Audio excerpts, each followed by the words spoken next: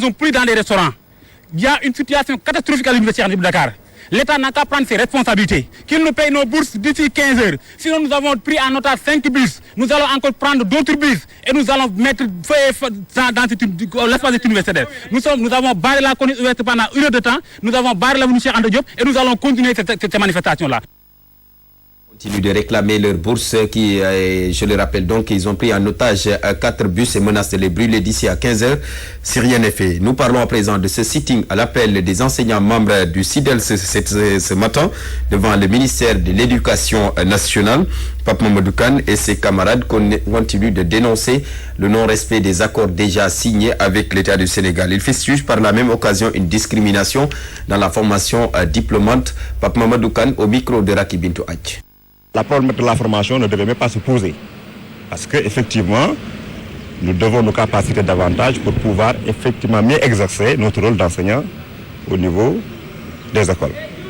Le deuxième niveau, c'est la validation des années de volontaires et de vacations aux 2 tiers. Le gouvernement avait pris d'alors des engagements avec tous les syndicats d'enseignants, mais depuis lors, ils sont en train de reconsidérer les engagements qu'ils avaient pris avec tous les syndicats d'enseignants. Les audits sont très mal faits. Aujourd'hui, la génération 18 n'a pas été auditée. Les sortants de la FASTEF non plus. Les enseignants aussi qui ont bénéficié d'OS lors du mouvement national à travers les recours n'ont pas été audités. Nous avons le droit d'aller en grève, n'est-ce pas, de faire des manifestations, n'est-ce pas, d'organiser aussi des meetings, etc., pour faire passer l'information à l'opinion. Pape Mamadou Kane, le secrétaire général du syndicat démocratique des enseignants libres du Sénégal, SIDEL, ce qui justement dénonce un tâtonnement et le pilotage à vue qui entoure l'audit du corps enseignant. Les syndicalistes trouvent anormal que des enseignants dont les noms ne figurent même pas sur le fichier soient convoqués ici à Dakar pour être audités alors qu'ils se trouvent dans des zones très éloigné de Dakar. C'était lors d'une assemblée générale tenue à Diourbel. Amadi Wagne, le secrétaire général du SIDEL section Diourbel, au micro de Léopold Tamba. Aujourd'hui, nous sommes devant un fichier caduc qui n'est pas à jour, ce qui fait qu'il y a beaucoup d'enseignants aujourd'hui qui ont des problèmes. Il s'agit notamment des enseignants qui viennent d'être mutés lors du mouvement national 2012, mais aussi les sortants de la FASTEF et les volontaires de la génération 18. Ils ont des problèmes. Ils n'existent nulle part dans le fichier et ils ont des problèmes très sérieux vis-à-vis donc pour l'audit. Ce qui fait que le gouvernement aujourd'hui leur oblige à venir à Dakar pour se faire auditer. Et ça, le SIDEL le dénonce catégoriquement avec la dernière énergie. Entre autres problèmes, nous exigeons, le SIDEL, le respect des accords de 2003 et 2009. Le SIDEL exige également, dans les plus brefs délais, la validation des années de contractualisation des PC et des MC aux 2 tiers avec rappel. Donc, la sortie, dans les plus brefs délais également, de la décision de mutation des recours du mouvement donc, 2012. Donc, de ce fait, nous demandons au gouvernement de diligenter tous ces problèmes-là pour éviter un système qui mène vers le chaos. Communalisation de Pire, l'érection d'un poste de santé et la création d'un lycée. Les populations de Pire qui justement rappellent à Issa ses promesses tout en fustigeant l'attitude des responsables apéristes de la zone. Les explications de Ramatoulaye Sarr.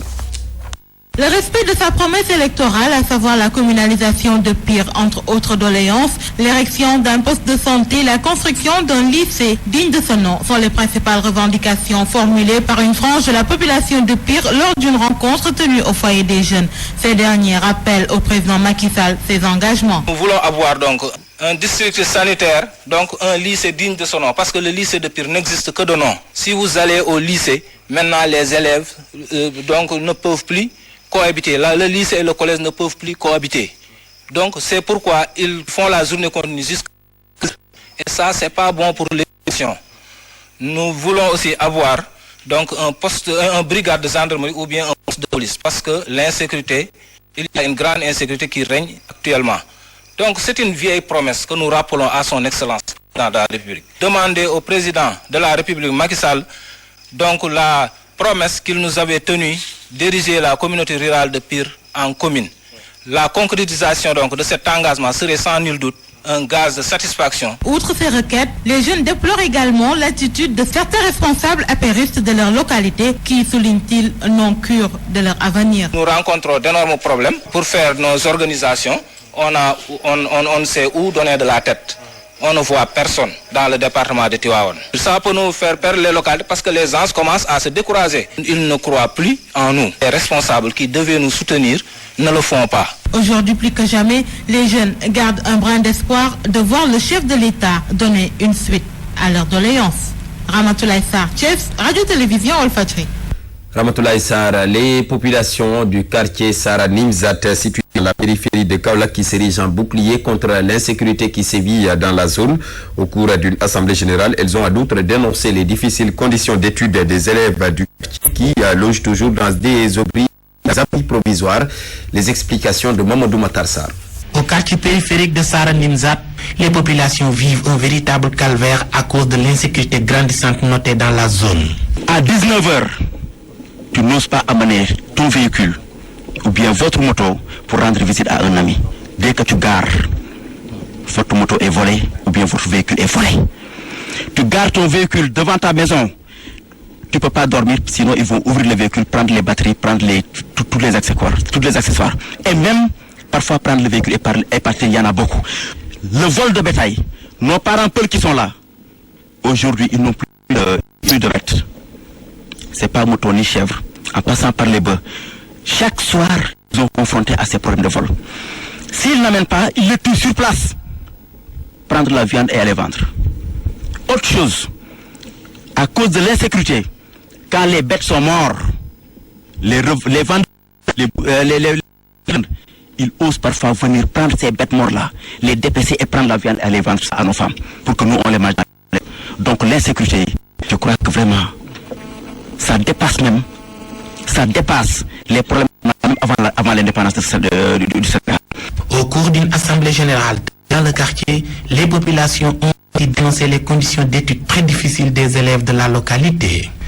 école bi nekk bi tamit doy na waar classe yoo xam ne ay ñax lañ fa def mais xool leen lii dafa ñaaw mais lii dëkk àll sax léegi amatul lii lu toll ni Kaolack kon vraiment am na loo xam ne war nañ ci taxaw.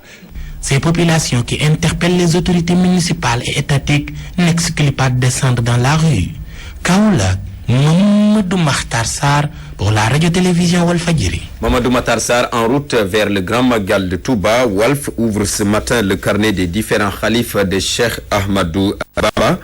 Le premier, Cheikh Moustapha, qui a entamé les travaux et de la grande mosquée, s'est également illustré dans d'autres ouvrages symboliques de la ville sainte.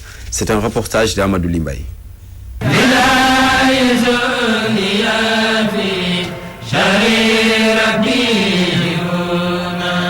Serigne Mouhamadou Moustapha Mbacké, premier khalife de Serigne Touba, le début de l'héritage.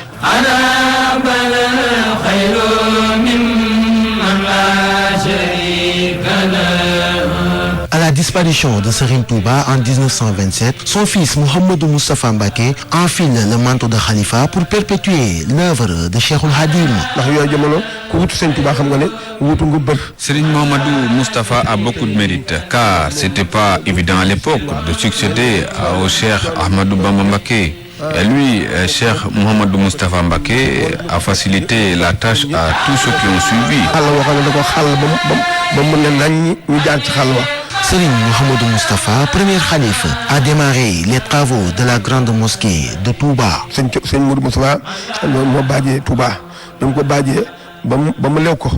Grâce à Serigne Mouhamadou Moustapha Mbacké, aujourd'hui Touba est devenu un titre foncier.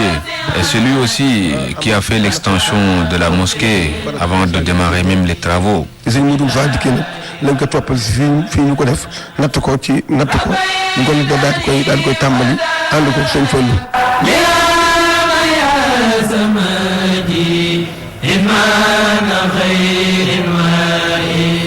Le chemin de fer Diourbel-Touba, long de 46 km, est aussi à son actif. Le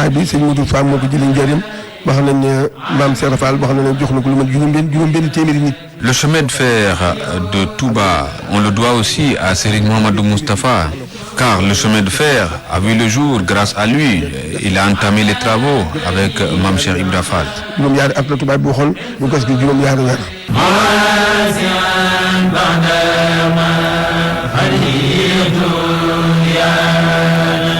Rappelé à Dieu en 1945, Serigne Mouhamadou Moustapha, après 18 ans de khalifa, a beaucoup contribué à l'élargissement de la confrérie mouride à travers les enseignements de Cheikhoul Khadim.